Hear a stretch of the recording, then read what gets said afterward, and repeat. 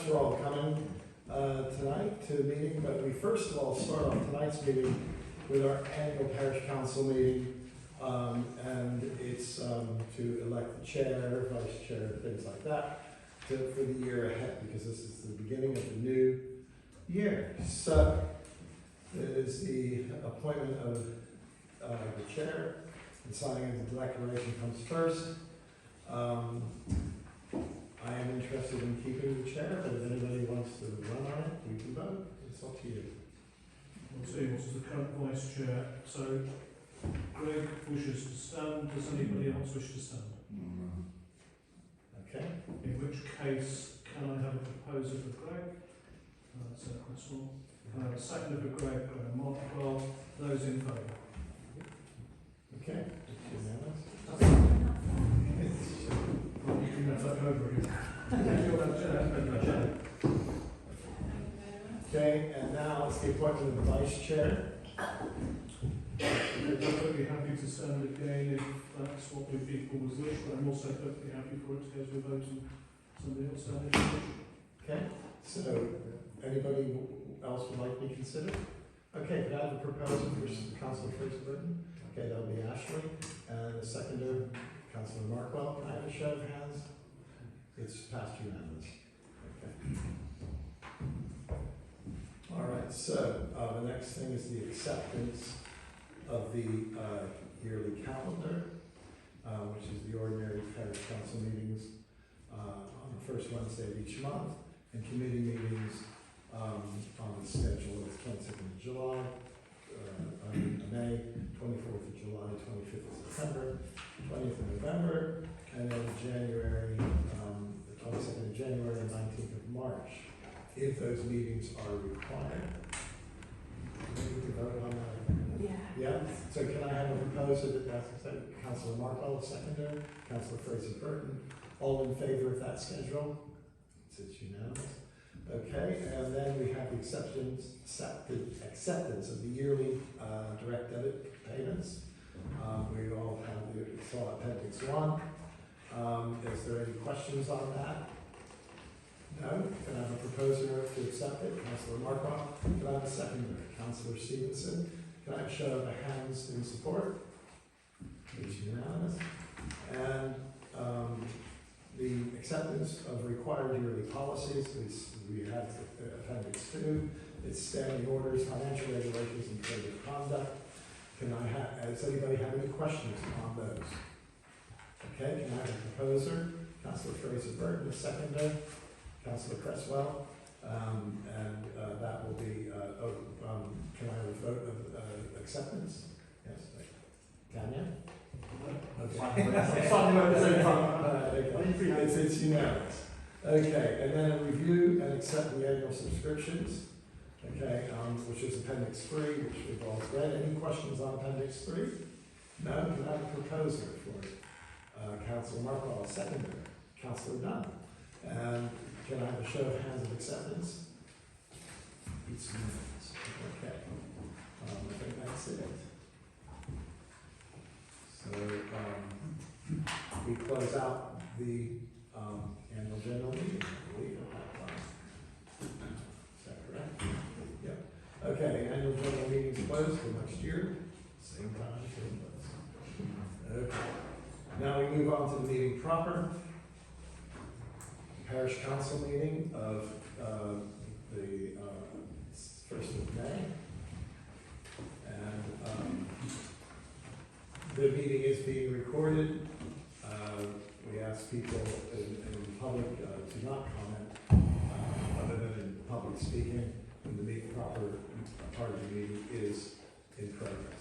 So the first thing on the agenda is public speaking for a period of no more than 30 minutes to hear comments from the public. Is there anybody? Sir, yes, go ahead. Thank you, Chair.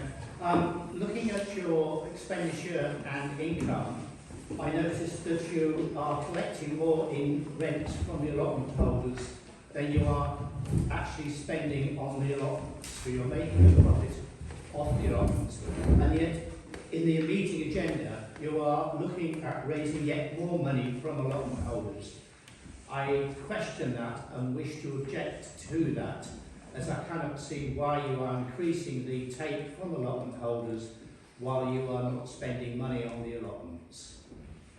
I would also like to comment that driving up here, I was extremely disappointed as an active member of Parish and Blue to see how much the grass is now swamping the planters at the top of Victoria Avenue and really not contributing at all to our challenge to make sure that this village is a good and proper place to live. Okay, thank you for your comments. Anybody else from the public would like to speak at this time? If I may. Go ahead, sir. I'm glad to see you talk about the care home on Bright Close and how it could be effective if the county council decided not to support them anymore. And I just hope that you will, as a council, will oppose these potential closures. It will have a bad effect on the patients, the people that are in there, and also on the people that work there. And also on the village, I think, because it fits into the village quite well. And I think it's something we want to try and retain in Borrosh. Thank you very much for that comment. We'll be speaking about that later on in the meeting. Anybody else from the public would like to speak at this time? I'm just really backing what Peter's just said about the allotment and the charges. I'm very, very annoyed about council thinking that pensioners can actually afford to pay more rent. I'm very annoyed at that. People and doctors agree that going out and doing something keeps you living well and keeps you health. And now you want to charge us, take the discount off us and charge us more. Well, that's our little bit of heaven, if you like, going down to the allotment and working away. That is good for us as pensioners to do that. I appreciate your comments, and just because it's on the agenda doesn't mean it's going to be approved. Okay? And yours and Mr. Ball's comments are very much appreciated because it's talking about what's on the agenda. Just like the gentleman over there, I'm sorry, I don't know your name. Neil said about Briar Close. Things on the agenda that we're going to be debating, we need to hear how you feel. However, it doesn't mean that it's a done deal by any means. What it meant was that the committee, the allotment committee, tossed this idea around, thought about it. They're now bringing it to the full council, and the full council has to, you'll watch us debate it and vote on it, okay? And so these comments are appreciated because the full council is getting a picture of what some are thinking, okay? So please, we ask you to turn off the mobile phones. My apologies. Oh, it's you, Councillor Major. Yeah. May, you know better. The worst thing is it's his wife.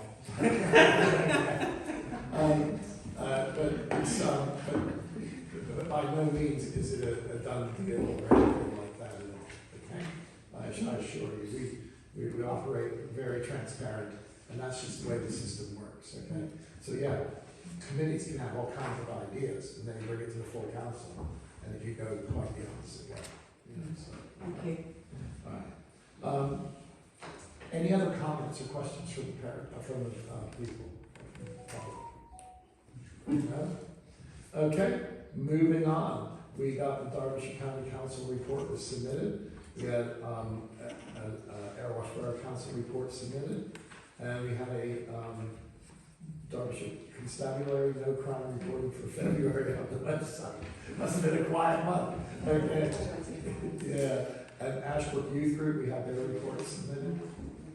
Oh, nothing from them, sorry. And then Kevin Matheson, we have a guest here, Kevin, as Chief Executive of Voting the Wall charity, which has just taken over the old Ockbrook School. And I believe it's on a 40-year lease, so it's going to be a long, nice friendly neighbor thing to go. And we're all looking forward to it. And so, Kevin, please, the floor is yours. Please tell us. Thank you, Chairman. Thank you very much. Thank you for giving the opportunity to speak about the charity and what we plan to do at the former Ockbrook School. I've been hoping to come here for probably the best part of a year, but it's taken us over 2 years to negotiate the lease with the Meridian Union, but we're we're there now, which is great. The charity over the wall, I imagine most people haven't heard of us. We were founded by Paul Newman, the late Hollywood actor and philanthropist, back in 1999. And the purpose that we have is to take children with long-term illness who are often isolated, who often don't get a chance to lead a normal childhood. We take them away to residential camps and we run a range of activities trying to address their self-confidence, self-esteem, their ability to interact with other children, and it's transformational for them, absolutely transformational. It's always free of charge, our camps, and we also run camps for siblings and for families, and that's been our history. Up to now, we've rented out premises at different private schools throughout the UK, and we've run our camps from them, a bit like a travelling circus, which is terribly inefficient and doesn't allow us to kind of do the sort of things we'd want to do for our beneficiaries. So we've been looking around for a permanent home for the charity, both as our headquarters for our staff, so we've about 40 staff, and also where to run our base of operations covering the whole of England and Wales. We've looked at various places with a few red herrings. Just over 2 years ago, I saw that Ockbrook School was on the market and came up and looked, and it's perfect for what we want to do with the whole site. So we've been negotiating, and as you said, we've signed a 40-year lease. The lease only has tenant breaks, so the landlord hasn't got the opportunity to kick us out in that 40 years. We've got the first right to buy, should the property come in the market, and clearly, given the nature of the lease and what we're doing, we're in a strong position to extend beyond the 40 years. So our plans for the site, in summary, are that we plan to use it primarily for the charity. So the charity is primacy over use of the site in terms of when we utilise the facility for our charitable needs. And basically we run camps mostly during the school holidays, but not Christmas, and also at weekends. The school holidays tend to be used for week-long camps during the weekdays, and then the weekends for what we call family camps, where a family with a child who's got a long-term illness, the whole family comes to us. I think I mentioned it's always free of charge, so part of the charity's role is to raise money to cater for that. So the first thing is the site will be used primarily for the charity. The second part is we can't let the site go unused when we're not using it in those kind of limited periods. So we plan to set up a trading arm, and that trading arm will make use of the site for other charities, community groups. We might manage to make use of the site for school activity camps, like PGL run, but use it for there. And all the income that we can generate from the site will get ploughed back into the site and for the charity. So it kind of strengthens our arm as well. And the third component of the use of the site is for community use, because the site has got some great assets. And we've already been approached by the cricket club, the tennis club, and a few others who are going to want to speak to us about making use of the site. And of course we want to do that, and we want to be a good neighbour to the community. In terms of what we have to do to the site, it's been run down quite a bit. So we've done a lot of work in the last year with surveyors, with the Moravian Union, identifying all the maintenance required throughout the site. We've identified just about £1 million worth of repairs that we've done in the next 5 years, but there will be more that we've allocated towards those kind of upgrade costs. In addition to that, we'll be investing somewhere in the region of just over £3 million over the next 2.5 years to make it what we call camp ready for our operations. To do that, we need to get planning permission. So we'll be submitting planning permission probably next week. And the planning permission will transform the property known as the Mount, which was the former nursery school. It was gutted by water damage about 18 months ago, so it's just a wreck inside. So our ambition is to turn that into residential accommodation for our beneficiaries. We've also got to add some toilets into the school because there's just a dearth of toilets beside the dining room, and an accessible area into the dining area for children to get into. In the plans as well, there'll be at the west side of the school, which is the part that abuts the there's a small parking area. We plan to turn that into a clinical area because we always take a series of doctors, nurses, consultants come to our camps to look after the kids in case there's anything goes wrong or for prescriptions. So we'll turn that into a clinical area. So the cost of those changes are going to be somewhere in the region, as I said, just over £3 million. We've raised half of that already, and as soon as we get planning permission, we're then able to go out to grant-giving trusts and foundations for capital funding for that.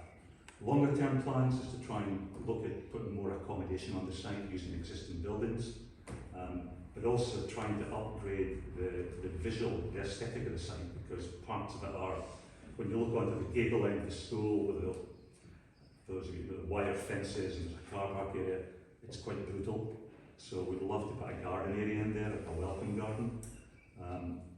There's a meadow at the west side of the property that's currently rented out to a local gentleman. We'll continue that until we need to make use of it. But we'd like to turn that into an adventure park for the kids.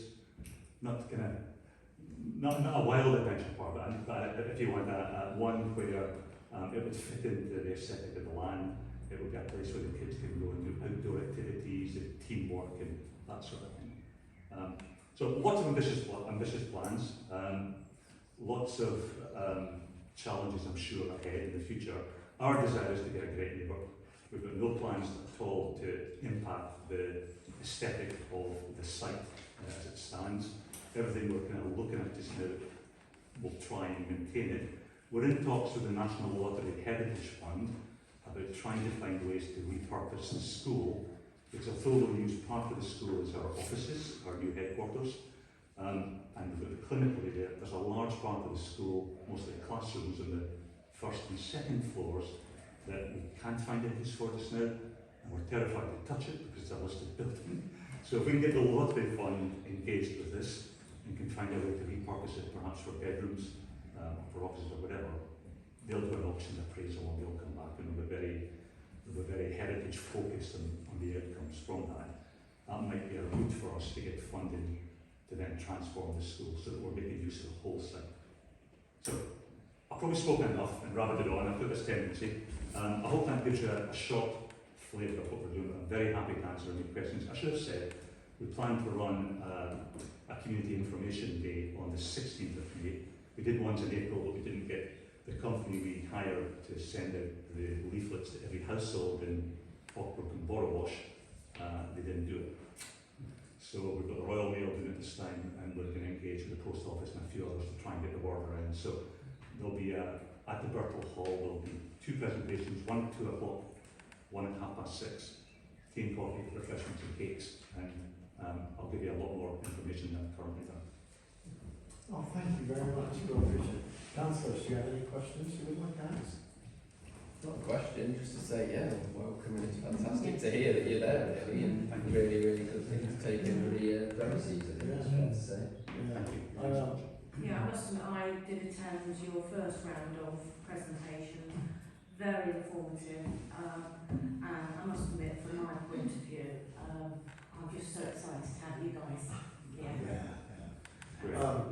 Just to let you know, this was way back in the day. I taught there for 18 years, and then I left for other schools, and I'm deputy head, in charge of behavior now and all that. But up there, I was a teacher, and there's so much. Yeah, the place was falling down then too, you know. And I left about 10 years ago, you know. There were 2 things that I always thought about in that building, and that was, you know, the black door in the front of the building, and the sandstone steps, and all the divots in the sandstone. You think of the hundreds of thousands, if not millions of kids that walk through there. You know, history that was, you know. But the other thing was, on the ground floor is that war memorial. Yes. Are you planning to keep that in? Oh, absolutely, absolutely. So in our kind of basic plans just now, it'll depend upon the National Heritage Fund. Would be to transform that part of the school, the old staff room, that area there, into a public kind of heritage area where people could come and see because I don't think there is anywhere just now where people can come and look at the history of the settlement, the history of the school, and and perhaps our history all converge into this property now. And that's what we'd love to do. So that's the plan here. We wouldn't touch that war memorial at all. It's, Yeah, okay, great.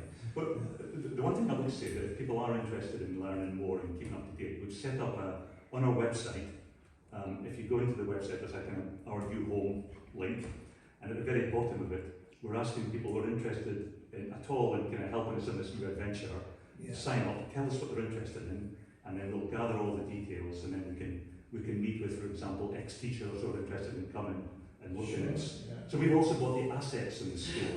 So all the school equipment, everything that's there, all the science equipment and stuff. So we are beginning to speak to local schools who are in need of equipment to Yeah. say, look, is there a way that we can help you here, because Yeah. we can't use that stuff. Yeah. So why wouldn't we look to try and be a good neighbour? That's fantastic.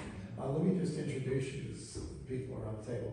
We're the parish council, Yeah. so we're kind of down here on the totem pole things, but we're probably the most important because the people come to us first to moan about the people up top, like Wayne Major there. I can't remember the last person on to me. Anyways, we have 3 Arawash Borough councillors, and I'm one of them, the other 2 aren't here right now.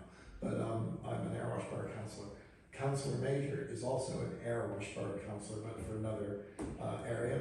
But he is also a Derbyshire County councillor for Ockbrook. All right, And then next to him is Councillor Parkinson, who's the Derbyshire County councillor for Borough-Wash.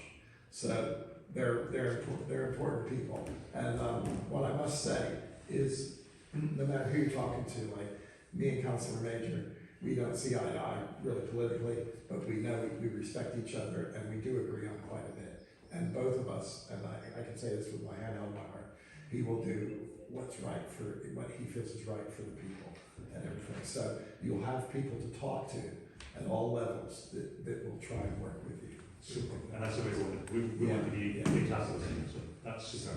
Yeah. I'd just like to say, so I work for a company called Nimbus Disability, so we work alongside Disability Direct in Derby, and we've got the access card, so it's a card for people with disabilities of any age, so it will give you basically any symbols that person might need, and they also have the other part of the charity that do they go and do audits and things like that to make sure that everything's disability friendly. So if you need anything, Super. Okay. let me know. Super. Thank you very much. Thank you. Okay, thank you very much. No, thank you very much. Thank you.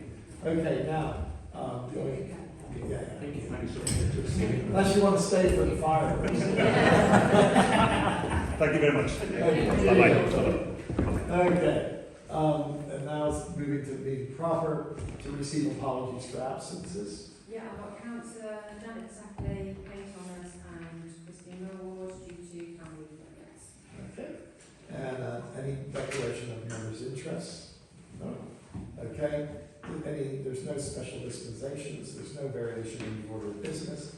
And now it's on to approve the minutes of the ordinary parish council meeting held on the 3rd of April 2024 at the Ashbrook Center. Are there any questions on those minutes? No? Can I have a proposer that we accept those minutes as a true record? Councillor Cresswell, can I have a seconder? Councillor Steve Fraser-Burton, can I have show of hands in support of it, please? It's unanimous. Okay.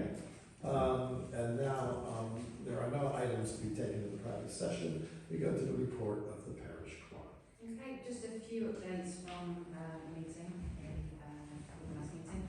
So I informed Ockbrook that unfortunately my request was denied, and I did say the reasons why. I accepted Fox's quote for the Dean's Drive exercise equipment, which they've done, and I'm doing the playground inspection on Friday, so I'll just double check that everything's fine with that. And I also accepted their quote for the Balmoral Road Cemetery maintenance work, and they're starting to do that tomorrow. I accepted the DLRB quote for the honey baskets at the parish hall. Councillor Janet Sackley, sorry, we'll get in contact with them to organise all of that. She thinks it'll be about May time, so soon, hopefully. I did inform the resident that the tree next to their house on Dean's Drive wasn't going to be cut down, and gave them reasons why. I haven't heard back from them. I've paid the 75% for Mr Anderson for his work that he did on plot 46. I went to the Derbyshire County Council, Parish Council forum on the 16th of April. I think I forwarded all the slides to everybody. It was quite interesting. I accepted the quote for the gates for Parish Street Office, but I did explain to them that we needed to get funding through before we could do anything else. I haven't actually heard back from them. I logged the damaged pavement on Green Lane with the Derbyshire County Council. I also logged the failing bridge on the Coach Road with Derbyshire County Council. The community booklets have been produced for the annual parish meeting, that's now on our website. The refurbished notice board has been finished, it's now on prior way, it's looking great. The concurrent function returns, not that it's really worth it, the small amount has been sent to Ockbrook Council. I also contacted Ockbrook Borough Council to fix the washing facilities and toilets. A resident let me know that they still weren't working properly. Mainly the gents, when you put the water on, it keeps running even after the hand dryers come on. So within half an hour, they've got their maintenance team in contact, and supposedly they've sorted that, so I do need to check it. And a few months ago, Councillor Thomas sent me a load of photos of plots in Balmoral Road Cemetery that have got ornaments on, or they've still got wooden crosses on, and I've started making my way through those to send letters out to people, so I'm sure once they get those, they'll be ringing me up and chatting. But that's me done. Okay, thank you very much. Any questions on Parish Parks report? No? Moving on. It's the chair's report. I'm going to start with that we have had several big issues come at us all at once, and the first one is Briar Close Care Home. And Derbyshire County Council has put into consultation 2 options for 11 care homes in the county. Briar Close is in both options as either selling it on to a private company or closing it as closing it if a company does not come forward. This is not a consultation by any stretch of the imagination for us. We do not have a third choice to keep it running as a county council facility. In fact, the papers approved by the DCC executive quite clearly state that there are no other options that will be considered. I have met with several families who have loved ones at Briar Close. The workforce is a bit demoralized. The families are beside themselves, all because there is no warning of this going to happen at all. And once again, Ockbrook and Borough Wash, we find ourselves in matters that were arising kept hidden from us until the last moment when it all comes out. And in this incident, it is very disappointing that we didn't have any contact with the DCC Council or Borough Wash on this matter until this point in time. I held an informal public surgery on the matter, and I will be announcing a further surgery so that we can come up with a plan to save affordable care for the elderly who have worked all their lives and paid into a system, expecting the system to be there when they need it most, not cut out from under them due to inept management at DCC to keep the books balanced. More information on the surgery will be put out to the public via the socials. I would ask the Parish Council to vote on this matter as that we object to the sale and closure of Briar Close, and send a united letter to DCC leader and Councillor Major and Parkinson as a Parish Council. I would also ask that this letter be an open letter published on our website and socials. Rewilding scheme, the Parish Borough Council. Parish Borough Council has now committed itself to a rewilding scheme very much based on PWIT and working with the Derbyshire Wildlife Trust, who will do an ecological survey. There is a twofold reason behind all this. First is the budget to cut everything in the borough is a massive expense. Especially when you're inheriting a 1.5 million revenue debt and a shortfall in your reserves, something must give. Also, Airwash Borough Council is working hard to become carbon neutral, and this certainly will help as lawnmowers and trucks won't to deliver them will not be polluting the air as often. 2010, to give you an idea, saw Air Borough Council get $4 million in revenue support from central government. In 2024, we got £225,000 or £250,000. £4 million to 250. With this kind of draconian cutting year on year, the choice is simple: rewild or shut down services such as DCC has done, like care homes and youth services. Verges will be maintained because it's law. Parks and play areas will still get cut. Sports pitches, cemeteries and churchyards, roundabouts, leisure centers, museum grounds will be cut. They won't be using herbicides near these either. We have all become used to golf course and motor parks, but those days are at an end for the reasons above. At least we can say we are doing our bit to help save the environment for our children. The first 2 years, it will look a bit scruffy, but after that, it should start to really take shape and will be something we all enjoy. So I would ask the Parish Council to consider throwing its support behind the EBC rewilding scheme with a public declaration letter to EBC and published on our website and socials. Also, that we as a PC, we will help EBC in any way possible to achieve this, and that way we have a say in how it's going to be implemented. It only makes sense. And then we have the rewilding scheme make a positive impact on our parish. That way we have ownership and we can help direction in the direction it takes. Pothole and HGV weight limit restriction update. Councilman Major and I have been working hard and collecting letters from the public about the impact the state of the roads and HGVs are having on the lives of many and their property. I would like to thank everyone who has helped deliver the leaflets and the community page for allowing us to post our letter to the public as well. Parish surgeries. We held 3 parish surgeries over the past few months, and they were not well attended at all. Out of all 3 surgeries, we got 2 people. I think this is something that has seen its day, and people tend to communicate very well with us on social media and email. Surgeries have proven a very poor way to communicate with the public and certainly is a time-draining exercise. I think calling the occasional informal consultation surgery when an issue crops up where the public needs to act quickly is more effective. Examples of this are Harrington Green, Briar Close, Collier Lane Flood Prevention meeting.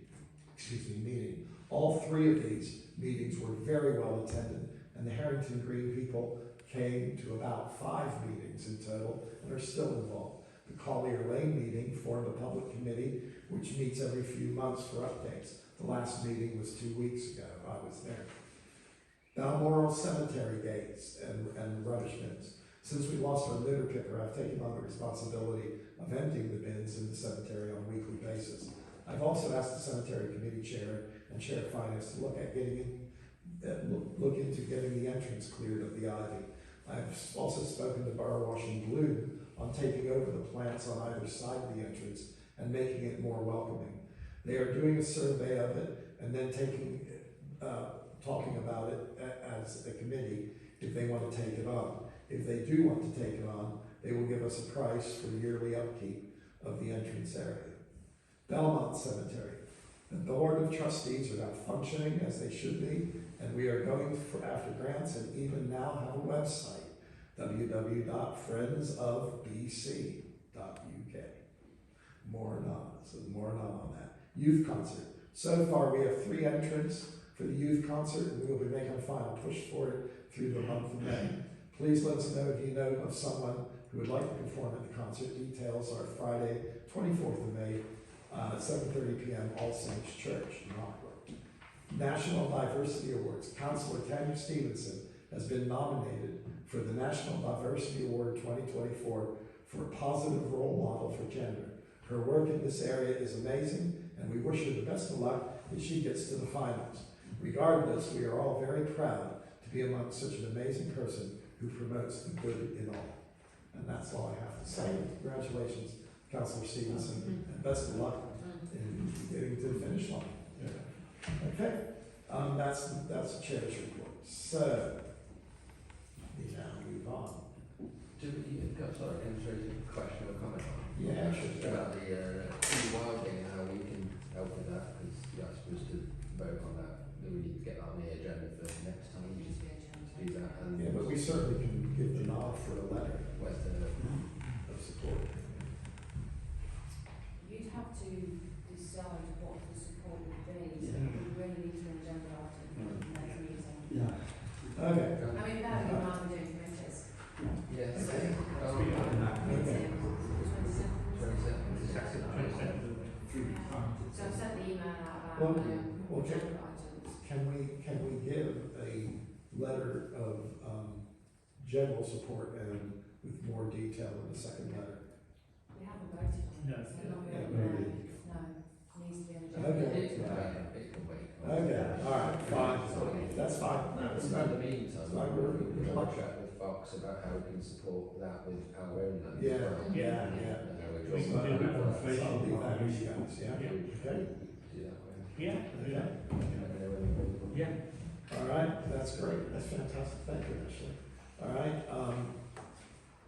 okay, that's the report of the chair. Okay, finance, HR, contractors, and general purpose. Go ahead, Graham, this is you. Okay, the first item, accept accounts for payment on these two. That's May. Presume you've all seen that. Don't really have any queries on it at all. Okay, can I have a proposer? Councillor Dunn, the seconder. Councillor Cresswell, can I show of hands of acceptance? It's unanimous. Okay. Next is to accept the income and expenditure breakdown for the full year. That's appendix 3. I think, as a parish, I have to congratulate the chairs and the clerk on being very good with their expenditure, and we've managed to cut down our shortfall dramatically this year.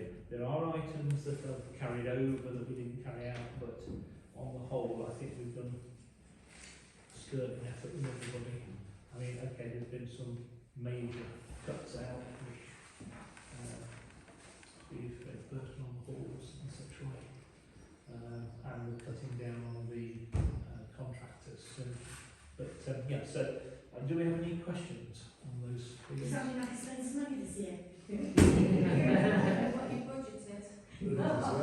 I think it's been done fairly as well. I mean, I think that the average resident, I think, would have spotted exactly a drop in services or performance in the parish. And this is Looking around, you know, I think it's. Yeah, this is the thing. Fantastic. Yeah, we lost a £20,000, what's it called? Concurrent grant. Yeah. We didn't moan about it, and then we took on the toilets, like you said, and we took on a lot of other things, and, you know, this is really good. More services, less money, we're doing all right. We've got some money going forward for that, really, to support us with those two additional expenditures. So, yeah. So, Okay, so, if there's no questions about that, can I have a proposal for accepting those, please? Councillor Dunn, as seconder. Councillor Stevenson, a show of hands of support. It's Councillor, okay, that's great, it's unanimous.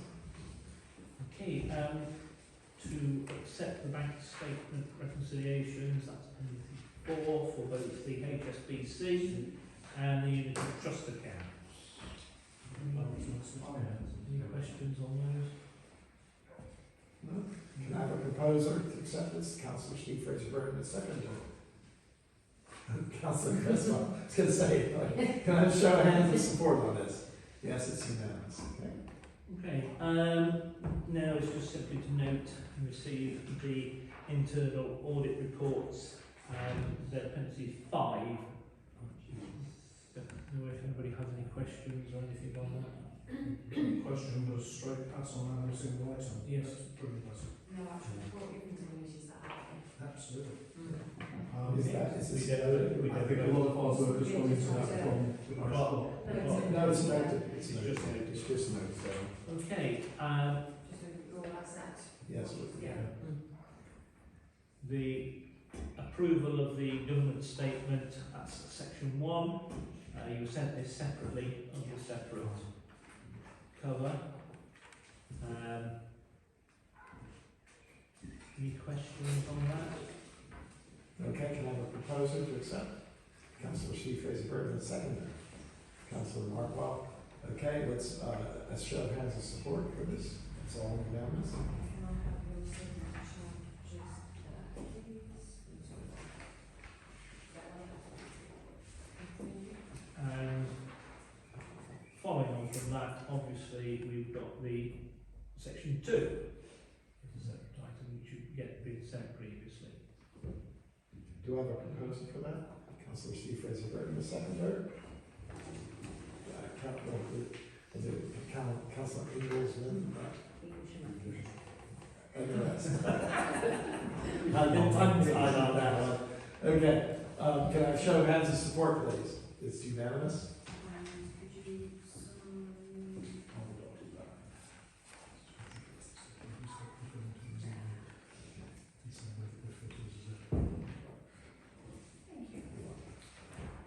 The next item is simply to note the dates for notice of public rights and publication of unaudited annual governance and accounting returns, that being Monday the 3rd of June, Friday the 12th of June 2024, considered a noted item. Okay. And finally, to consider the request to purchase 3 pieces of gardening equipment off the parish. These include obviously the 3 items down there: self-propelled mower, 33-inch cut, a smaller mower, and a still strimmer. I can give you a little bit of an update.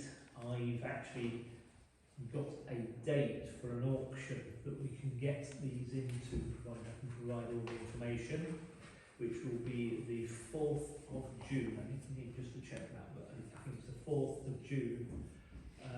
It's a Bagshaw's auction. It's Bagshaw's Agricultural, not the estate agent people. I spoke with their auctioneer. He said there is a good demand for these sorts of things. The auction's actually at the Monsell, but that's not a great problem because we can move the stuff up there easily enough. So I would suggest that we simply inform the person making the request that these items will be going to auction, and give him the location and everything once we've got it definitely in the catalogue. Because we approved the disposal of these last year. You know, if he's interested, we can go and bid. How much do you want to buy? He hasn't made. Get back to me. I asked the question. Oh, right. I didn't bother getting back to And me. it should go to auction. Yeah, well that's right. I've got to go to auction. I can't do anything else because we're obliged to get the best price we can for such equipment, and the only way we can do that is really it's a public auction. Good. Is the sale of these things in the budget? Is it? It's not in the budget. No, it's These like are for the an council. additional Yeah, item. great. You know, we can't give No, the you price, can't so budget for it, no. can't really budget for it. No, that's good to You're know. proposing that. I'm proposing that yes. Can we have a seconder, please? Councillor Dunn. Can I have a show of hands in support of going to auction? Okay, it's unanimous. Okay, That's that's been it. finished. That's you finished. Recreation, Councillor Eagles Fraser-Burton. The one thing I've got is I would like to propose that we purchase 50 of the Royal British Legion D-Day lamppost decals. They're very similar, they're round in shape and they get placed onto the lamppost. It would be a cost of £216.99 for 50 of them. Now there are 47 lampposts along Victoria Avenue. What I would propose to do is invite members of the parish to sponsor a decal. And then what will happen is the decor will be put up along with a dedication, so they can actually dedicate that lamppost and sponsor it to one of their family members or somebody they know. And these would be placed on the lamppost early June, and then at the end of June, once they're taken down, once they're actually taken down, then the decor and the dedication would then be given to the resident. This is worst case scenario if nobody takes us up on the offer of having a dedication made. It would cost the parish council £216.99. Best case scenario is if all the decors were sponsored with a dedication, we would actually end up raising, I didn't put it on there, did I? No. £35 for the Royal British Legion. The break-even point is 44. So once we've actually got sponsorships, it would only be one dedication per lamppost. I should say the Royal We, will actually sponsor 2 lampposts or 2 decals. The reason why we will do that is because I want to keep 2 decals in reserve, because there are 2 lampposts on Victoria Avenue who notoriously every year the poppies disappear. They get cut down. And it happens every year. And it's centred. We know who it is, but we can't catch him. We know exactly who it is, but we can't catch him. So my thought process is we would rather actually keep 2 in reserve, so if the person concerned does decide to go chopping them down again, then whoever is dedicated will still get their decors up, which, you know, we think is very fair. So yes, I would like to propose that we do. Any questions on that? Ask a question, though. Does it have to be Victoria Avenue, or can people get to their own streets around the area that's near their house?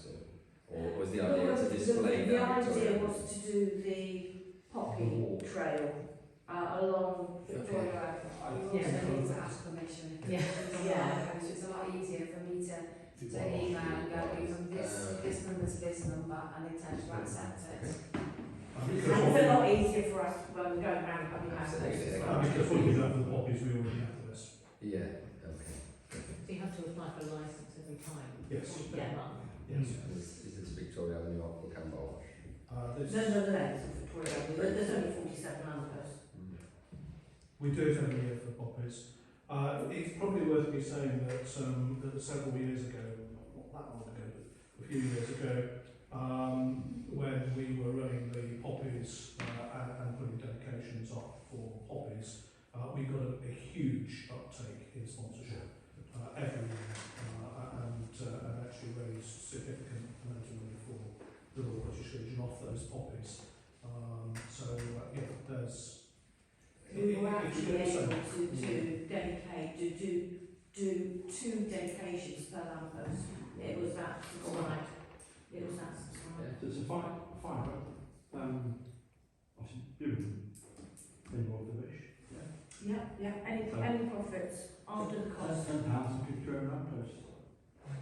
Provided nobody else does it, yeah. I mean, I think if you can, we can price yourself out. Keep it simple. Yeah. £5 people don't eat. It's a pint of beer. Yeah. £10.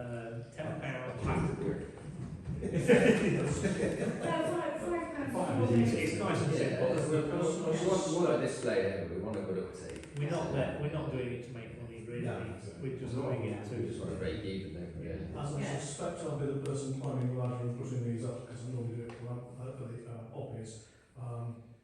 Not having to check which lamppost I'm putting the dedication on just makes my life a little bit easier. Okay, so can we have a proposal for this? Okay. Katie, and can we add a seconder? Tanya, can we have show of hands of support for this? Can I just ask a few questions? Yeah. So, are they allowed to put them on their posts? No. No. I've suggested I not, would say because it makes my life more difficult. Okay.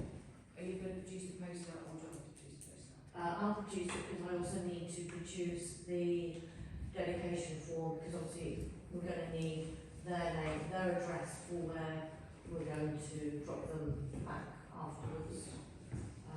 As soon as you've done the poster, I can set it on website, Facebook, and the schools. Okay, that does it for recreation. Thank you very much. Appreciate that. Okay, cemeteries. Okay. So there's one item, to consider increasing the £100 fee for a memorial bench to help cover the increased costs of the plinths. So I understand it correctly, there were two quotes. One company quoted absolutely certain figure, but it was over £400. 495 plus VAT. Gosh, almost Yeah, 500 that then. we used before, yeah. Yes. Fox, our contractors, have quoted £270 plus VAT for a base size 1800 by 900 mil, and they will reduce the cost by £50 if they can do 4 at a time. I think there's a huge difference between 270 and 495, and we work with Fox, and they've been very good to us. We aren't covering the costs at the moment, so there does need to be some sort of increase to help with that cost. So So the proposal is to increase it to 270 then, because that's what it's going to cost us. that's right. Yes. Yes. Yeah. So it's £100 at the moment. Plus So No, we get the VAT back. we get yes, we get that. Okay. Any questions? Okay, so could I? Can I just ask a quick question? If they're happy to reduce it by £50 to do 4 at a time, I obviously can't keep holding plinths up, so shall I have them for like 3 months to see if we get 4 in, and then if we haven't, just go with their 270? I think that's sort of a case by case. If somebody's happy to pay the 270, then go ahead. Okay. I mean, I suppose my thought was, well, how many more benches could there be? Could be I mean, effective, that's right, okay. So you and there's other parish as well, to be honest. Right, okay, that's fine, yeah. Councillor Markham. I think, as we were saying, that if we explain, if they want it £50 cheaper Yeah. and they want to wait, we can do it that way. So the proposal would be. But we can't guarantee that. No, we can't. That's right. We can't. And just say a period of time, and say you could get it £50 cheaper if you can get 4 over a period of 3 months or I something don't like think that. we will go for. And we might not. So I know we've just had a couple done, haven't we? I'm a great believer in trying to keep things simple, Yeah. because Sarah's got enough work to do, quite frankly. I think if we charge 270 per bench, if we can batch 4 together, great. Maybe we could consider putting that into a donation to a charity or something. But I think, to be perfectly honest, I think just keep it at the 270. Everybody knows that it's 270. It's a flat rate. We can justify that with the cost for plinth. We're not making any money off that. And anything that we can make through a discount, we could possibly put towards charity. Okay, so can I show? Oh, sorry. No, I was going to put it to a vote. yes, absolutely. So, yes, can I propose it, don't I? Yes, you can. I'd like to propose that we accept the Fox's quote of 270 for the plinth and for the bench. Okay, can we have a seconder? Councillor Jules Fraser-Burton. Can I show of hands of support, please? Yes, that's unanimous. And we're also voting on the fact that I'm going to charge them 270. Yeah. And if they want to wait a little bit, the extra bit will go. You'll make a decision as to where to put it. Yeah. I don't. No. It will cost them 270. Okay. Okay. How long do you want me to wait for? 3 months. 3 months. 3 months. Next. Yeah. Okay, that does that. Thank you, Secretaries. Halls, there's nothing there. There is nothing there, but I do have one comment. Okay. And that's to thank Sarah for applying for and receiving the portrait of His Majesty, which we posted on at a previous meeting. It has arrived and we're talking about putting it up there. But the reality is Sarah's put the legwork in there, so that's it. So Thank you very much. That works out. Now we're going to have a letter.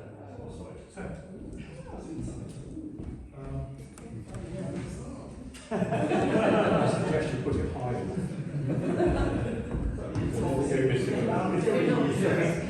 Okay. Okay, moving on. Allotments. Okay, allotments. Thank you. I have done a short report, which I'll read first if it's okay. So I carried out inspections at the end of April, and it's great to see that both the plots are being well looked after.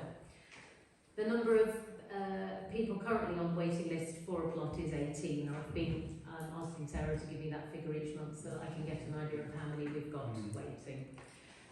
Quick update on Shacklecross. Once again, my thanks go to Councillor Thomas, Councillor Markwell, his truck, and who made, all of you, made a second visit along with myself to Shacklecross to remove and dispose of unwanted carpeting from plot 6B and clear a huge quantity of broken glass and other debris from plot 21. So thanks again to my colleagues for their time and effort. It was a lot of hard work and a very full truck that went to Ilverston. Both plots now have new tenants who are set to work and in just a couple of weeks have made a huge difference to what were sadly very neglected plots. Following complaints received about an overhanging tree and rotten fence panels that need to be replaced, Councillor Thomas and I cut back the overhanging branches, and the resident who had the problem is pleased with that, and we've been to look at the fence panels, and we're looking into, there are some others, and we're just looking into the ownership of the fence panels, which ones we're going to be responsible for replacing, Elm Street, this hasn't quite happened, but I thought you might like to know. I'm delighted to say that the whole of Key Stage 1, not quite the whole of Key Stage 1, Mrs Smith will be very glad to hear that, but we'll be visiting Elm Street on Friday to coincide with the food and farming topic that they're doing this half term. At least 3 tenants will be on site to talk to the children, including myself and Councillor Thomas. Going forward, I would like 2 or perhaps 3 visits to take place each year at regular intervals, perhaps between March and November, but I can speak to allotment holders on when they think it would be good. I just think it would be lovely to have the children going down to the allotments and seeing the different seasons and the excellent work that happens there. Lady Smith Road Gate. So Julie Smith and I had a useful meeting with one of the allotment holders, Steve Irwin, who has experience of applying for grants. We agreed at the last meeting that yes, we could go with the quote for the metal, for the steel gate, but we would need to get some funding for it. So Steve shared lots of useful information with us about funders and the application process. And on Monday, Councillor Thomas, Julie and myself met to decide which fund or funds we thought it would be worth applying for. So that process is underway. And I think that's it. Okay. Let me just go back to the agenda item. So the agenda item is to consider stopping the rent discount from 2026 onwards. At the last meeting, I was asked to do a bit of research into the cost of allotments in other areas, so I will cover that. If I just explain where this came from, so in January, it was the 16th of January, I went along to the Allotment Association meeting, their bi-monthly meetings. The reasons I went was because I wanted to talk to allotment holders about the gate, to get their feelings about it, whether it was going to be something locked, not locked, the height, everything else. So we did discuss that. It was very useful to hear their views and to take those into consideration. A letter, I think, or an email had been received, the secretary, Julie Smith, had received an email about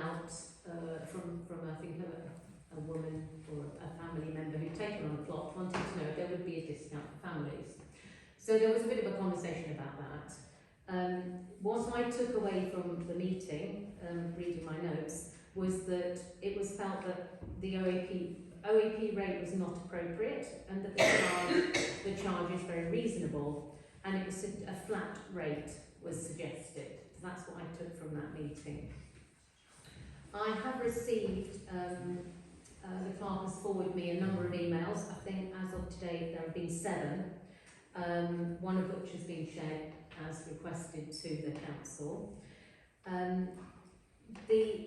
The thing that slightly concerns me, well, if I say the major point that all of the emails are referred to is the idea that, or the suggestion that this is based on a feeling amongst the committee that pensioners or OAPs have more disposable income than other groups in society. Now, and I'm saying that is not my view, and it was not something that was mentioned at the Allotment Association meeting. I help with the food bank, so I know how much people struggle with different ages of people amongst the community struggle at the moment.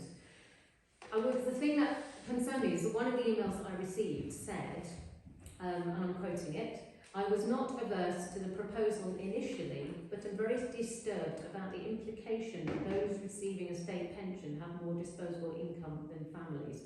That implication has not been anything that I am responsible for. I don't know where that has come from, but I have in no way, shape or form suggested that older people in the community have more disposable income than other groups. As I say, the views of the meeting that I went to in January were what I was listening to and thinking about and discussed with the committee. So yeah, that's where we're up to with things. So it's really open to us to discuss. I've just been asked to, I had a phone call today and a lady just wanted me to put her feelings across. Okay, thank you. That she didn't think it was fair. She felt that pensioners were being punished. She can't understand why we were discussing it, and she feels sad and let down by the council. What little pleasures they get, this is going to get taken off them. And she did state that if the increase or the stopping of the discount happened, they would feel that they would have to leave the allotments, which would be a shame. Okay. Well, thank you, Sarah. One thing that I didn't go on, so I did some research into the costs of allotments. So let me just give you some information. So Derby City Council, on their website, it says that allotment holders should expect to pay between £40 and £70 for a plot. Nottingham City Council charge by the metre squared 46p per metre squared plus water. Now, I don't quite know when it was, Sarah, you might be able to tell me, but I have actually got meterage for all the plots on Shacklecross, okay, some of which there are lots of different sizes. If we were to go down the route of charging by metre, one plot on Shacklecross would cost £193 plus water. The cheapest, the smallest plot would be £84 plus water. Borrowfield, which is down opposite the care home in Spondon, they charge £25 plus £1 membership. I'm not sure whether that includes water, and a £10 deposit for the double gates. Erewash Borough Council says on their site that the annual fee depends on the size of the plot. And we charge £50. It went up in 2023 before. It was obviously agreed before that, but they charged from £45 to £50. So, Can I ask what the discount would be? So The what would it be with the discount? so the discount is 25%, so on a full plot it's £12.50, and on a half plot it's £6.25. How many people are possibly trading that? Okay, so in the full plots across both sites, there are 40 full plots and 13 half plots. So we'd be looking at, it would be an additional cost of about £580. Councillor Markon? Correct me if I'm wrong, but from what you've just said, I got the impression that this has come from the allotment society themselves to say get rid of the. It came from a letter that had been received, or an email that had been received from an allotment holder who had, as I remember, and I'm correct, it was a family who'd taken on a plot and wanted to know what was it. No, sorry, the suggestion to get rid of the Yes, concessions yes. comes from the allotments Yes. holders themselves. Yeah. It's not our idea. The No. suggestion came from the allotment holder. Okay, councillor. Yeah, when it was Guys, can we do one at a time? You've quoted other charges from DCC and Aerowash, etc. Do they offer discounts, or is it just everybody pays the flat rate? I didn't, Aerowash Borough Council didn't put that on their website, but I understand from one of the letters that was received that there is a 50% discount. Oh, I'd have to check all, I was reading all the emails, I think it was 50%. So it'd be interesting to know if that is based on. See, I agree in one sense, flat rate would be a good idea, because then it makes it fair for everybody. Because you could have some allotment holders that aren't pensionable age and still struggling, and maybe they rely on that allotment to be able to feed themselves. So it kind of works in both ways. But then you could look at the other option, which is to look at it based on like an income based. So for example, lots of other places will offer discounts if you are in receipt of certain benefits. So maybe there's another option in terms of, rather than it being for a particular group of people, like one group of people, it could actually be open to anybody who is actually on a lower income and struggling, rather than just one particular group. But then obviously the other option is just to do it as a But then flat rate. it's administrating that. Yeah. It's just an absolute screaming nightmare. Well, that's Okay, the thing. guys, we need to disorder. Councillor Stephens, right? Okay, so Graham, I understand entirely that this is a financial thing. However, there is another aspect to this, and I think it's already been raised tonight, which is the mental health, the social impact on this, and you know, one can look at this and say, and you're absolutely right. You know, if we just took it from this person has this amount of income, then there are other people that may benefit from having a discount. But I think it's reasonable to assume that people who are fortunately retired, and not, I would love to be, have a little bit more time, maybe of their own choosing, but maybe not, sort of thing, and spending time on the allotment is beneficial to mental health and beneficial to, and therefore beneficial to the community, and possibly beneficial to health, general country health and national health service, doctors, etc. So I think, you know, whilst it is a financial issue, I think we also need to take into consideration that there is a social issue here as well. Okay, all right, we're going to have two more comments and then we got to wrap this up. Councillor Markle. I'm not worried about the finance in that respect, because Sorry, I was going to say, what my thought was going to say is, because it's not something we've raised, and it was only really raised because of one incident, I go back to, if it's not broken, why try and fix it? You know, why are we doing this? And I understand what was said about other people, you know, perhaps being less fortunate, you know, and have circumstances where perhaps they are on benefits and that. And it is, yes, it is a bit of a problem, I think, that. But there's only one person raised a query on this from the Allotment Society, and I feel there's a lot raising a query about why it's being altered for pensioners. You know, I think we're creating ourselves a problem. Okay, councillor? Yeah, I was just going to finish, and I'm fully in agreement there.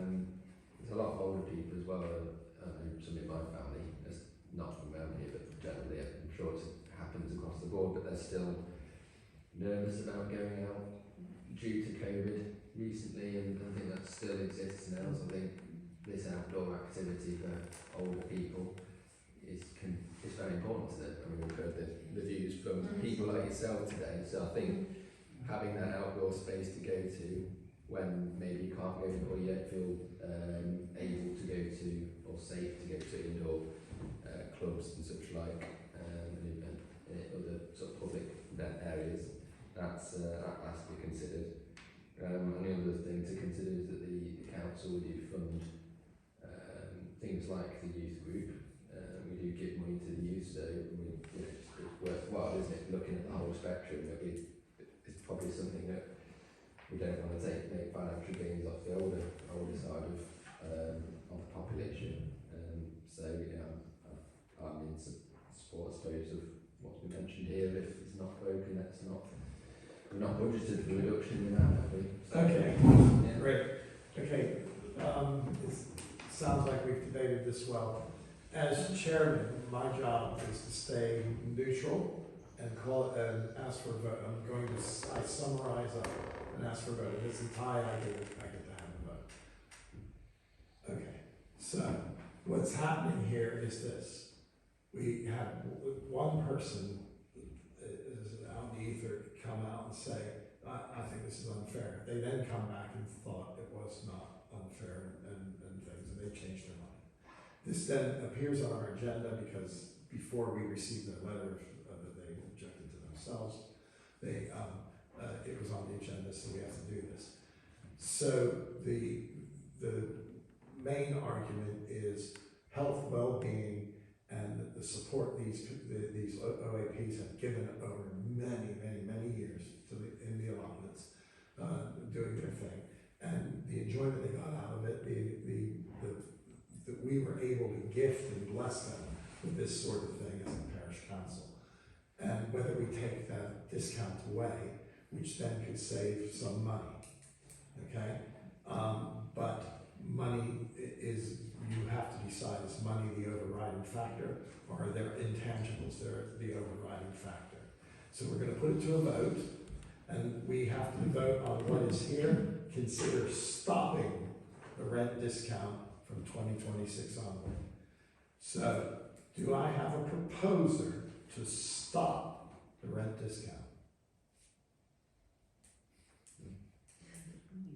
Then it's all. I have a feeling that answers your question. Yeah, no, it's fine. I propose to keep the pension. Yes. If you need Okay. I would also like to say to the allotment holders out there, we have given as a parish council, and we will continue to support you. And we will. I've given money to well, not me personally, but out of the chairman's fund to the allotments. We've gotten Councillor Cresswell has done an incredible job. If you remember last year, getting Hooks Farm to come out and plow it, and we are really wanting these allotments to go forward. I don't want this to be a sour thing with us. It was all procedure. And like I said at the beginning, just because it's on the agenda doesn't mean it's going to get passed.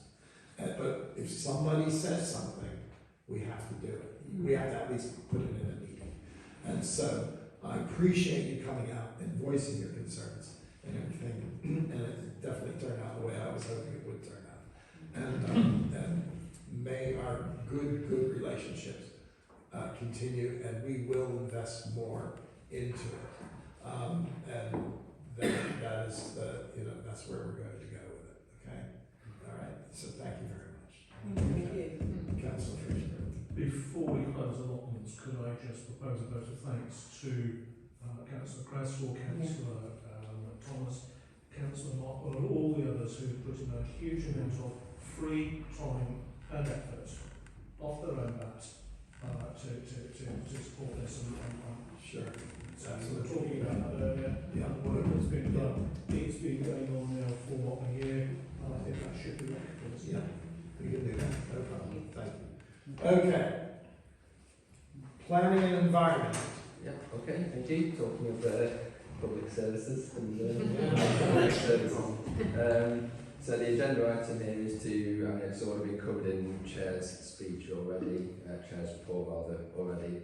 We want to consider the Parish Council's stance on Derbyshire County Council's proposal for Briar Close Care Home, Yeah. which, not want to repeat again, is both two options. Both options are to withdraw funding from the County Council, right, and say on time, for Briar Close Care Home. And if I could suspend standing orders to allow Councillor Major and Councillor Parkinson especially to participate in this, okay? So standing orders are suspended. What I have a question, I'll start the questions off and then please feel free. My main question is, why has this come so last minute? Why didn't anybody come and talk to us about this beforehand so that we could be involved? And you know, maybe then we could all be swimming in the same direction. But it's just, the communication has been pathetic. And so, Councillor Parkinson, can you tell me, when did you find out about this? When I had a telephone call from a lady in Ockbrook who told me what was happening, my first reaction was, I haven't heard anything about this. I'm quite honest about it, I haven't. I've subsequently let the powers that be in Matlock know my concern with the fact that it wasn't advised. I should have been advised that this report was coming to Cabinet, so I had a chance to either see it ahead or at least be aware it was coming. The budget, the Council Major may recall in the budget debate, various savings were being suggested in various areas, but no details at that stage. In a sense, you say it's come here late, but of course until the Cabinet actually approved the consultation on what to consult, there isn't anything to bring forward really. It comes really forward when they actually carry out the consultation period, which starts very shortly now. But I'm very concerned about the fact that I haven't been told about it. If anyone asks me about the future of Bright Close, I've always said that 2 or 3 years ago the matter was in discussion. And Bright Close was saved and was subsequently refurbished. And I always felt on that basis Bright Close was safe. So it came much as a surprise to me as it was to anybody else. I must say too, for the fact that DCC put 3.1 mil into the refurbishment, and you go on the website and the builder's website, they all have these testaments of how proud they were to be a part of this, and DCC say how wonderful it is that this is now an upgraded facility and everything. And now it's like, let's sell the family jewels. And I find that really, really disappointing. I understand that you weren't informed about it, and you do say that they couldn't tell you anything, but you know, ideas are always out there, and it's always, you know, it's always good to have a heads up and then be part of the discussion before it gets to some finalization. Because at the end of the day, and I'm not blaming you for this or anything, but at the end of the day, it isn't a consultation. When there are two options, and Briar Close is either sold or closed on both options, there's no consultation with us. It's a done deal. We you know, it isn't, there's no third option, and it says in the paper that there will not be any other options considered. And so we're stuck. Yes, I read the report and I agree. It says that if like the status quo isn't an option, it wouldn't be sustainable. But may I ask that one, is anyone who's any concern, obviously a lot of people have a lot of concern, is make sure you read through the consultation documents once they're published, make representations, and I wouldn't stop at saying yes or no to two options. I would go ahead and say what you felt ought to be the additional option, and put forward a case for doing that, which may well mean the retention of the Briar Close in its present form. Now, although on the basis of the report to Cabinet, there are two options, and anything else was ruled out.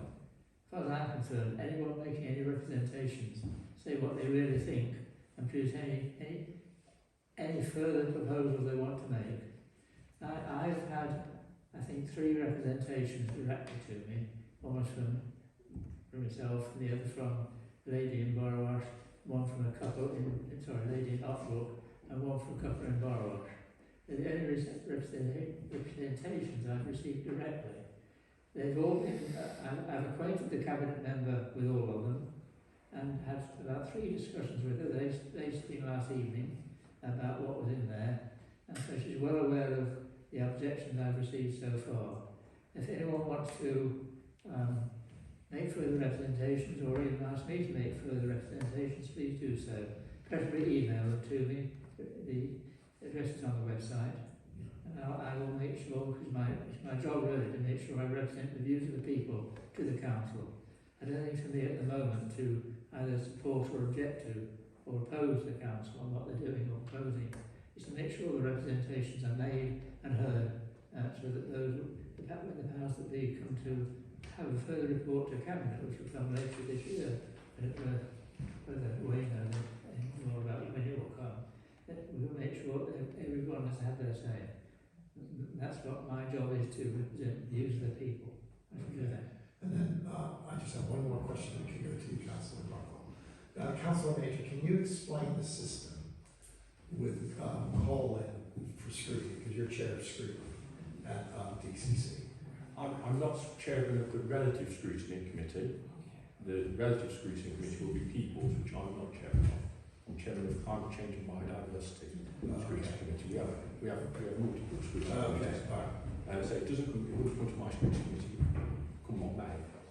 In terms of just supporting a bit what Robert has said, I've seen quite a number of consultations on care homes, both from our administration and previous administrations, and there's only one time I've ever known what will be in the paper, which was going out to consultation before it went out, was when it was concerning one home in my division. Therefore, I am really surprised at the authorities at Derbyshire that they haven't briefed Robert. That's what I kind of expected him to do, and I do think that's completely out of order not to have warned the local member and have gone through it step by step with the local member. I do understand why they do try and hold the information within a closed circle, because it's very important. We are, as you've rightly said, Chairman, dealing with very vulnerable individuals, and it's right that they hear it in a correct way, and they're the first to hear it. It's not splashed all over the newspapers, and that's how they hear about it. And that's the reason why they try and keep these things closed. Obviously, like Robert, we was aware that something was going to happen at some point. We saw the budget papers, we read through them, but the detail of which we didn't know until pretty much everybody else knew what the options were. I do expect one of the options will be the outcome, but like Robert said, that shouldn't stop anybody who objects to object, have a petition, campaign. There will be a 12-week consultation period. As part of that consultation, there will definitely be a session open to the public in the library where officers of the council will come and be there to answer technical questions.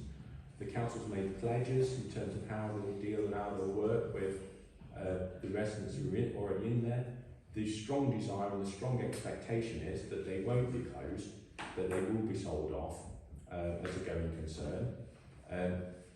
I will add, I've inquired about a number of items on it, and the demand for Briar Close is particularly low. At the moment, there's only 19 residents in a home that can support 40. There doesn't seem to be a high demand for Briar Close, which is obviously making it a very expensive home for the taxpayer as on a case-by-case, on a per-bed scenario.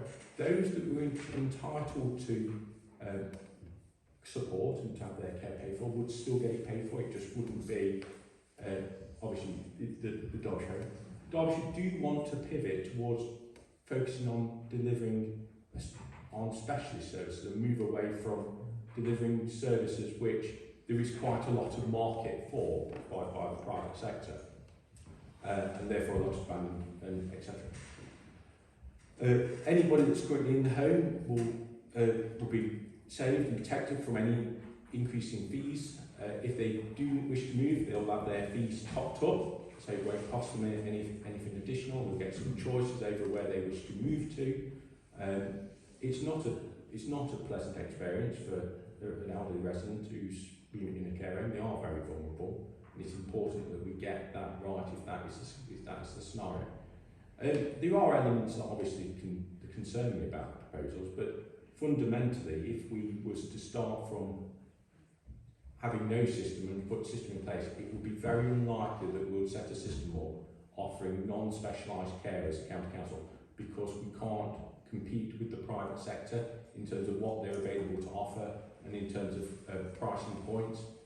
And it doesn't seem to be, despite a lot of people care about it, there doesn't seem to be a high demand for all those beds at the moment. And we do have a strong desire to get the beds filled, because we do want to sell them as going to concern, because that's how they recoup the £3 million that's been invested in the building, and also keep the service going, which of course we all want to do.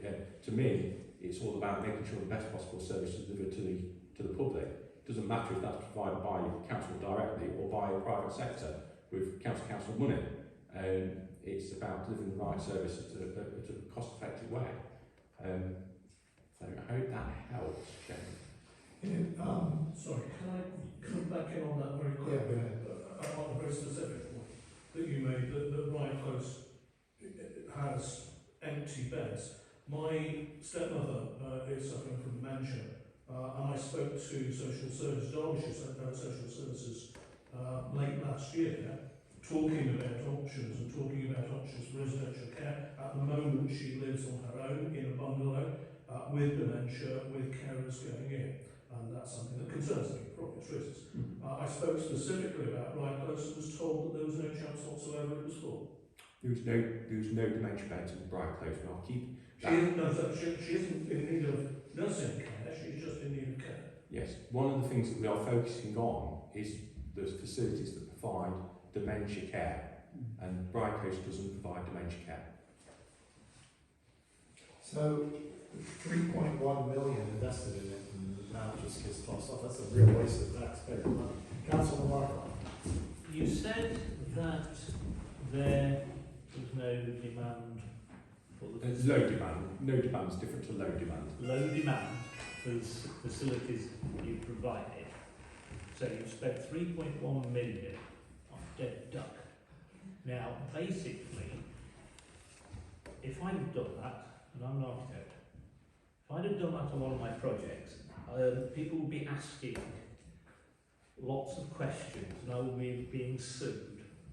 So basically, from my opinion, that you've spent not you personally, I wish I the could authority has spent 3.1 million on information that was flawed, incorrect, or never worked out. Basically, can I just ask what information was flawed? Well, if you're going to spend 3.1 million, you make sure there's a demand for your services. Oh, okay. So, was that ever carried out? No, it can't have been, because... Oh, you didn't let me answer, did you? No, I'm not going to let you answer because I'm not finished yet. So that's not been carried out. That's gross incompetence. Yeah. Well, I mean, surely there should be repercussions then in some department or other that can waste 3.1 million of our money on a nursing home, residential home, that was never going to be used to capacity by the council. When they had the last review, and in the last review, one of the homes that was closed was in my division, Lady Cross in San Diego. They did a review on a number of beds, and one of the things was the demand level, and it was a reduction to meet the low demand. So that's what they was anticipating at said time. There is a very much a strong demand, which seems to be ever growing in terms of people wanting to remain in their homes as long as possible and avoid going into residential care. Look, if that £3 million hadn't been spent, the care home would have had to close. Right, which it is doing now. Well, it's not closed, it's been sold. Oh, As you, we go so to they've made that decision, have they? Uh, That you've just said it was either closing or it's being sold, but you've just said it's being sold. it is highly likely that if Well, of course it is, it's a nicely refurbished. yes, I wonder why they said 3.1 million. Okay, let's stay on track. Councillor Jules Fraser-Burke. Can I just clarify, looking on the details for Briar Close, the types of service is residential homes, service specialism is caring for adults over 65 years, caring for adults under 65 years, dementia, learning disabilities, mental health conditions, physical disabilities and sensory impairments. And I can also endorse the dementia care because they actually looked after my father at one stage. the information I have is that it's not a dementia specialist care home. If you've got different information, I'd be interested to see it. But the information I have is isn't a dementia specialist care home. Is that on their website? CQC. It's on the CQC. Care Quality Commission. So what we're saying is the decisions are being made back late last year and now on flawed information, and yet we're just expected to take that. And people aren't necessarily going to make representations because you've given them two choices. Yeah. That's it. So they're not necessarily going to come to you with a third one because they're going to think, what's the point? There's no option for people. It is what it is. And essentially we're just going to do what? Make people who are at their most vulnerable move to somewhere completely different, which could be completely, it could be miles away from their family. And they won't have that same level of support because it's not just about your health care. It is about that relationship that you've got with your family and your friends. Without that, they will deteriorate quicker. It's inevitable. And we're just ruining people's lives, what, to save a bit of money. And yet, completely off the bat, but kind of relevant, is that £17.5 million was given to was given to Derbyshire County Council for SEND provision, and only 1.5 million of that has been spent, meaning £16 million is sat in a bank, earning interest, 91% not used. And yet, so not only are we failing the children who need that money, but we're then failing on the elderly who need that support. So you guys need to work it out because you've spent loads of money, you've given money for one thing, you're taking it away from other, and the books aren't balancing. That is extremely misleading. Not all of that money was given in 2019. It was given, the vast majority was given only just over a year ago. And it hasn't been spent. Well, it takes a while to put schemes in place, and it's very important that when we provide SEND provision, you get it right. And you spend that amount of money, you put... And I can say that from a personal point of view because I spent a year trying to get an EHCP for my daughter who's got autism and social, emotional, mental health, and it was declined. And then when we went to go to mediation, the council didn't even bother to show. So I can't accept that we're working hard for all these people because we're not. And we all see that from a personal point of view. And we're just expected to accept that and move on because you've only given two choices. But then blame people for not making representation when they don't feel they have a choice. Okay, Councillor Steve Fraser-Burke. Thank you very much, Councillor.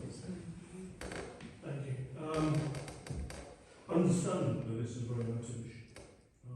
We are talking about vulnerable people. We're looking at the sale or closure of Briar Close. We're also looking at the sale or closure of two other facilities in Parish, one in Ockbrook and one in Ilkeston. It's interesting to note that 11 residential homes are in question across the entirety of Derbyshire, and 3 of them sit in Parish.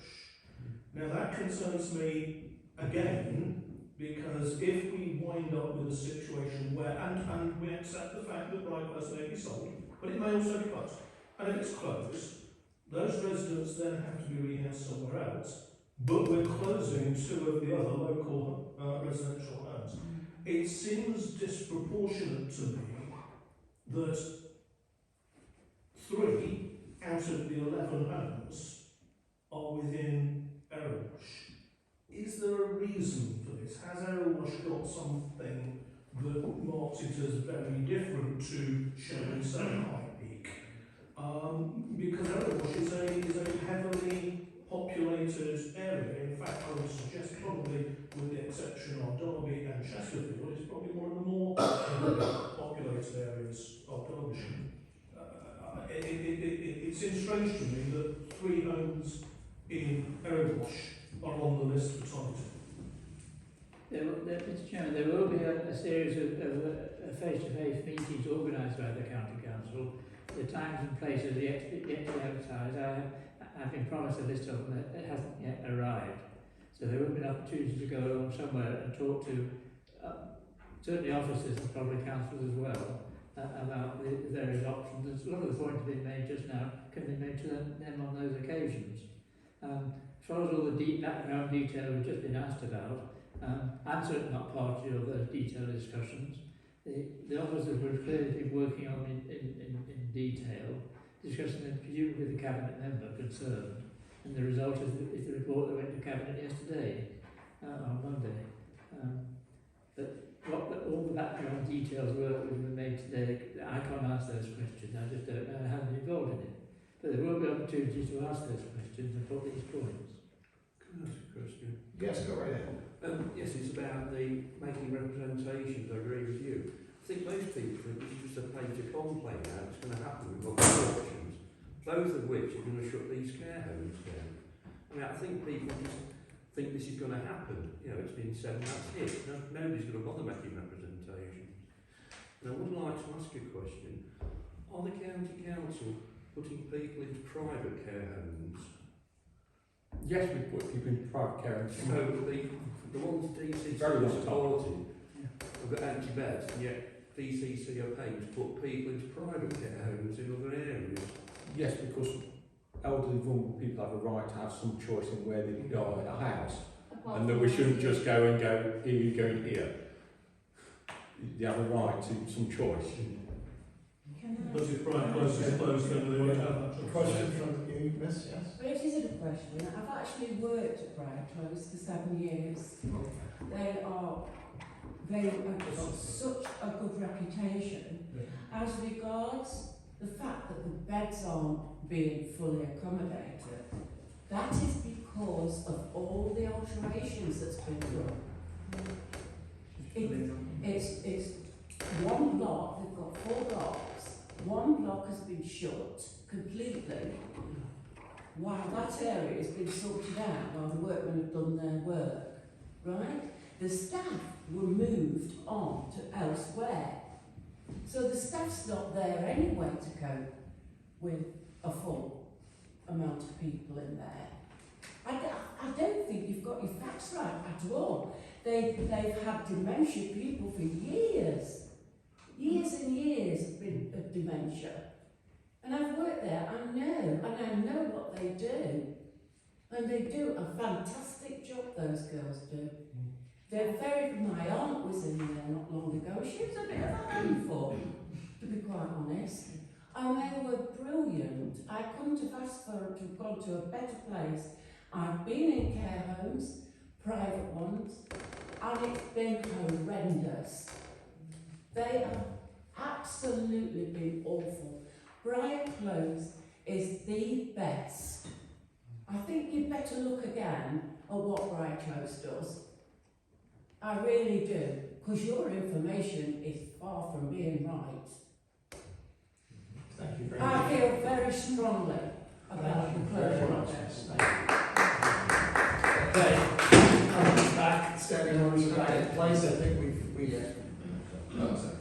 we've exhausted it. I think our 2 DCC councillors have gotten a flavor of how people think and what maybe some facts are and aren't.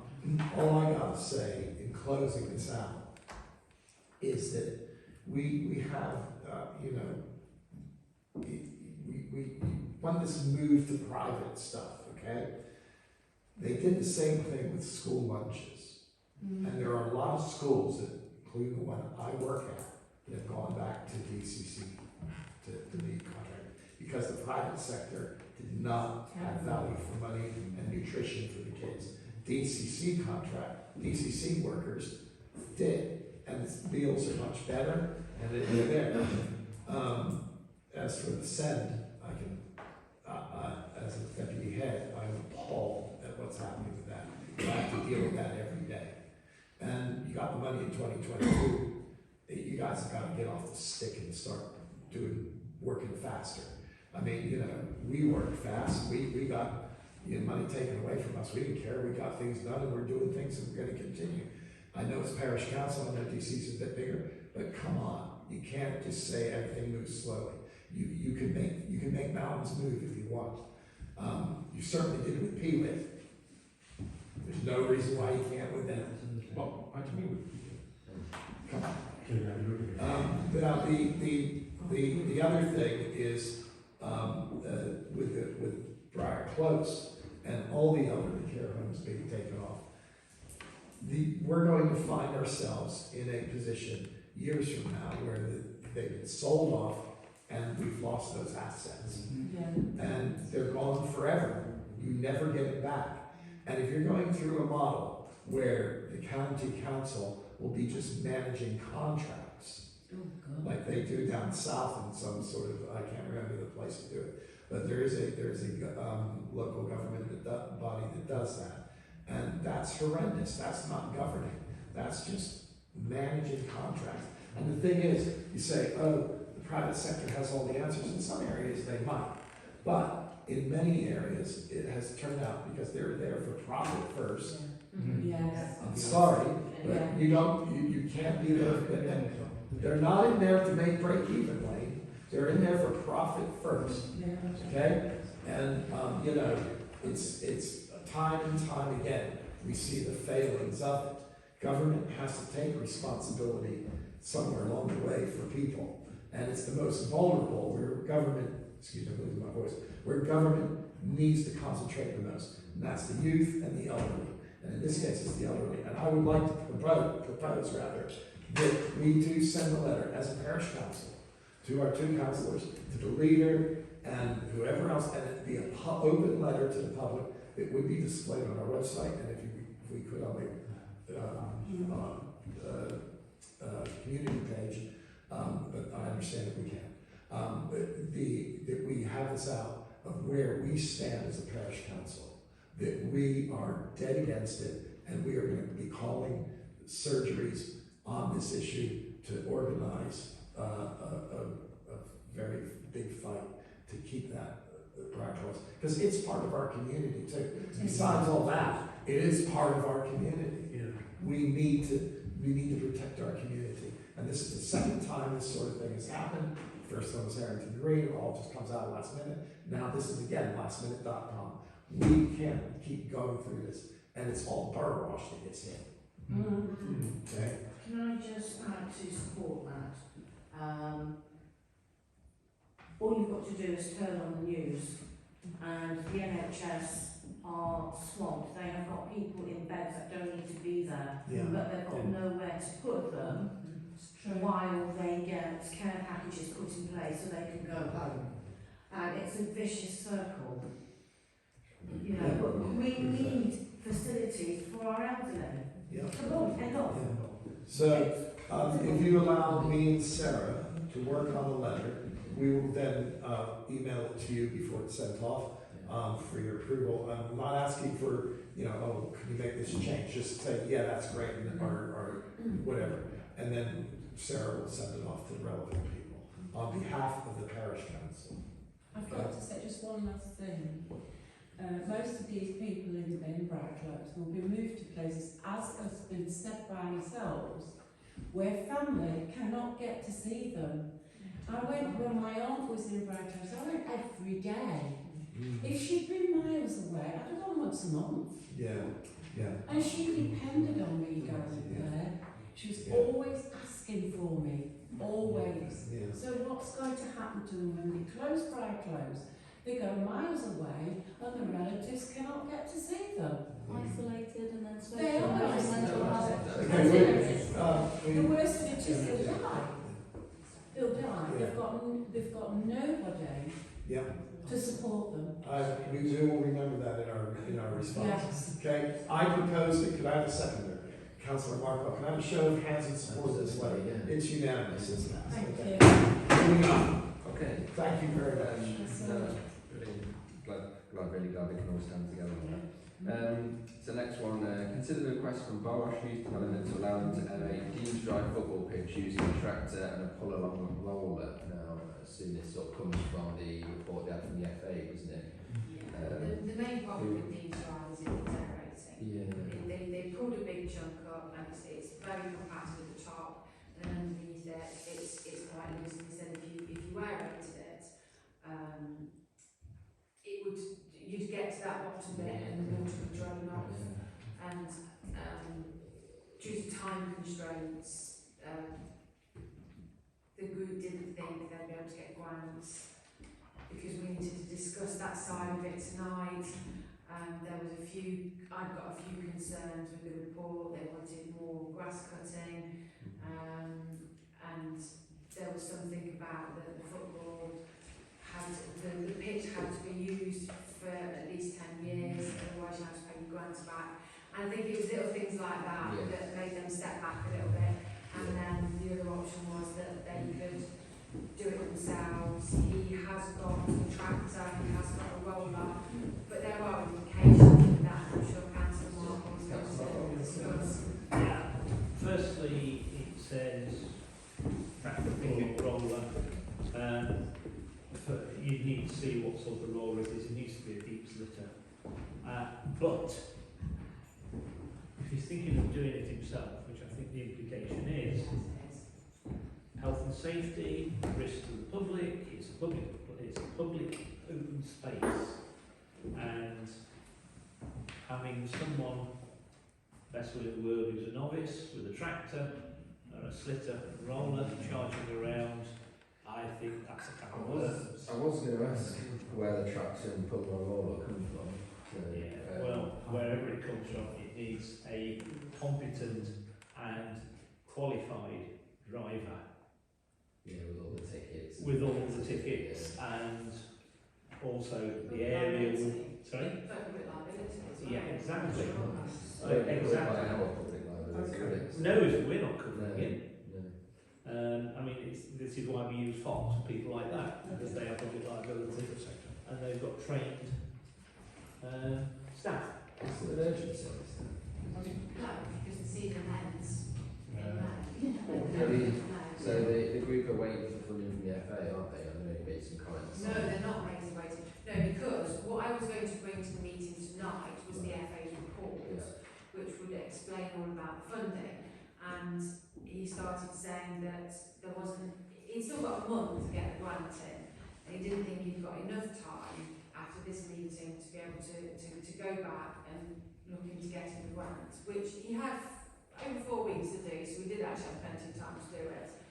And like I said, before they went down the grant route, you'd have to have a look at it, because I mean, I've got a few little tickets here, little flags in it that wasn't sitting right with me. We'd have to have increased contractor costs, because they were saying that 2 times a month or every 2 weeks isn't enough for mowing, it needs to be more. You've also got, does that then mean they're the only ones that are allowed to go on the pitch? Because at the moment, realistically, we could hire it out to anybody if we wanted to. Obviously that group would get it first, because they have the Sundays. So I do know that they're going to try and do some friendly matches in between the end of the season and the start of the next season, which will be September. So there's no major hurry as such. I think he'd like to get it resolved as soon as possible, but there are these implications. It's not as simple as, we don't allow somebody to go into the cemetery and put down their own bench plinth for exactly the same reason. You know, we stated that, no, you have to have insurance, you have to be a competent person, you have to know what you're doing. And he's not ticking. He's a builder, so he's got... That means nothing. No.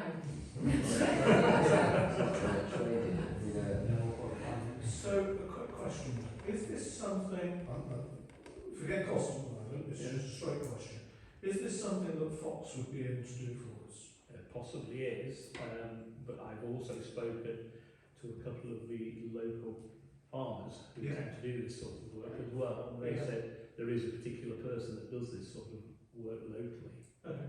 You know, so, but you know, Worth us finding out what that would cost. Yeah. Communicating the value of that to Jake Osborne Okay. and saying, you know, could you have a look into and give him some options for grants, because let's face it, we've got lots of information on where we can get grants or where people can get grants from, and see if you can get a grant to pay somebody who's qualified to do it. The National Artery do a really good one because it will Yeah. be for the grassroots, so Yeah. National Artery do it for the grassroots as well. I remember when we were going through grants for the Belmont Cemetery. I think we've got 30 or 40 places that Yeah, were capable of yeah, doing it. So, and we could give, if we knew what it was going to cost, we could give the football team some idea of the cost and also some idea of where to go for grants. Particularly if now the season is about to end and they don't need anything until maybe September. Although in mid-season is the time sometimes we do the maintenance work ready for the season, so there's a bit of that. I mean, I love the group's enthusiasm to have this interest in the bit and have this service that they give into the kids in the area. It's absolutely brilliant. I do Santa Claus for them every year. I mean, I really Yeah, support them. absolutely. I'm loads to sort of say no without some sort of explanation or help or something like that. I don't want them to think we're not supportive of what they're trying to do, because what they're trying to do is very admirable. It's brilliant, fantastic. We're limited But on. we are, you're right to say, we haven't got that power to let them do that, really. You know, it's not. We've got to safeguard ourselves. Okay, so let's go on now to the request. All in favor of the request? Could I have a proposer, please? Well, no, you're No, not. Sorry? Aren't you against? No, we need What's more it? information. Oh, sorry. Okay, so all in favor of delaying this That's until more information is available? Yeah, yes. Yeah? Okay, that's unanimous. Yeah. Okay, so Councillor Markwell, you going to contact Fox and your farm friends? farm friends and folks. In terms of how much extra cost to do all the mowing that we need to do, What you know about who you know. understand how much that's going to cost. The as extra well. mowing, we can work the extra mowing out, that's easy. Okay. That's quite useful to know, wouldn't it? Because then we know that the grants that they're looking for from the FA, etc., that you know how much that's going to cost. And, you know, It's also the fact that if they don't continue for 10 years, you've got to pay the land back. that sounds like it might be the football club that's the pay back. No. It's our land. But it also depends on where we go to for grants. What I want to suggest is if we did go down the route of him going to FA, which he's not going to do because he's only got to the end of this month, and it's not been an agenda item, so you guys haven't seen the report to go to discuss it. If we did go down that route, I would suggest that you'd have to have a legal agreement between us and the football team, so that if you leave us within 10 years, you have to pay the grant back, not us. Because it's not fair to pass those costs on to the residents when it's only a select amount of people playing football. It's lovely, don't get me wrong, I'm not against it, but if you look at how many people aren't taking advantage of that. Share that burden or something like that. Yeah, but that would have to be, he have has to get wanted down insurance the on that boundaries sort of again. thing. And he's, at the moment, he's not interested in you know, forwarding a report to you to discuss the particular report. And that's why he wants to go down the route of him doing it himself, because it saves him looking to get grants. Yeah. All right, so, so we're all set on that, and that's the end of the matter, yeah? Okay. That's it. Okay, correspondence received, we got letters of correspondence, we've all seen it, any questions on the letters of correspondence? Okay, great. And then the date and time of the next meeting is the 5th of June, 7 p.m. at Ashbrook Center. And this meeting is not closed. Ladies and gents, just to remind you, photo ID tomorrow. Don't forget your photo ID. If I could just, it's not a meeting, but I need to tell you guys something off the record, so to speak, so we can stay.